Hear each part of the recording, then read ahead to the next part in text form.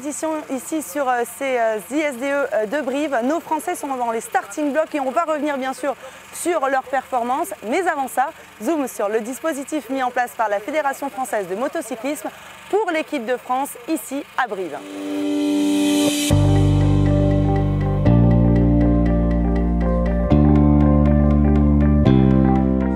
Sur le plan logistique, c'est quelque chose d'évidemment très lourd que je commence à planifier dès le soir des 6 jours précédents. On est à 42 personnes ici en France, puisque le nombre de pilotes a diminué avec le règlement qui a évolué. Notre base d'organisation, c'est à peu près toujours la même. La cellule importante, c'est les pilotes, bien évidemment. Autour de ça, il y a leurs assistances. Et ensuite, on a ce qu'on appelle notre PC, notre poste de commandement, qui va gérer toute la partie logistique pendant la course. Avec Loulou, notre célèbre Loulou, qui dirige ça, et avec une équipe de 4-5 personnes. Ensuite, on y rajoute 2 kinés, un médecin, les 3 entraîneurs, un par catégorie, les solutions de dépannage dont on a besoin, les cuistots, puisque là aujourd'hui on est avec 5 cuisiniers qui font les repas pendant 15 jours, petit déjeuner, midi et soir, en France comme à l'étranger. Pour une fédération, les titres par équipe, c'est toujours les plus importants. Parce que ça représente la collectivité, la solidarité, le groupe. Bien sûr qu'il y a une dimension romantique, la Marseillaise, le côté bleu-blanc-rouge, le public, etc.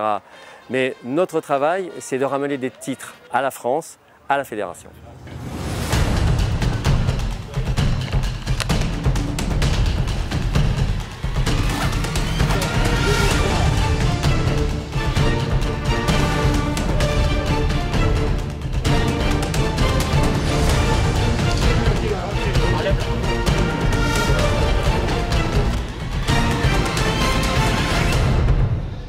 Allez, on passe aux sportifs et honneur aux femmes avec nos 3 drôles de dames qui sont ce soir 4e à une petite trentaine de secondes du podium.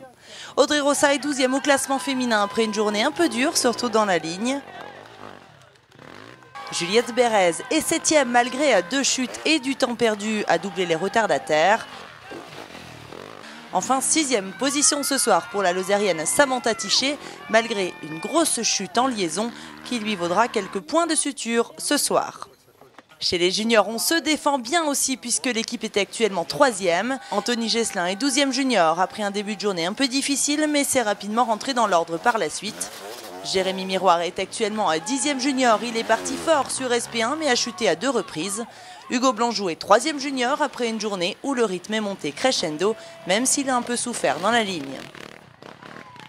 Enfin, notre équipe Trophée est toujours en tête ce soir malgré une minute de pénalité pour Loïc Larieux qui s'était pourtant montré le plus rapide en spécial.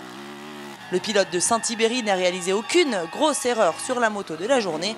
Pourtant de retour au paddock pour la mécanique un peu fatiguée, il a mis du temps à remonter sa roue avant. Pointage en retard et la pénalité est tombée.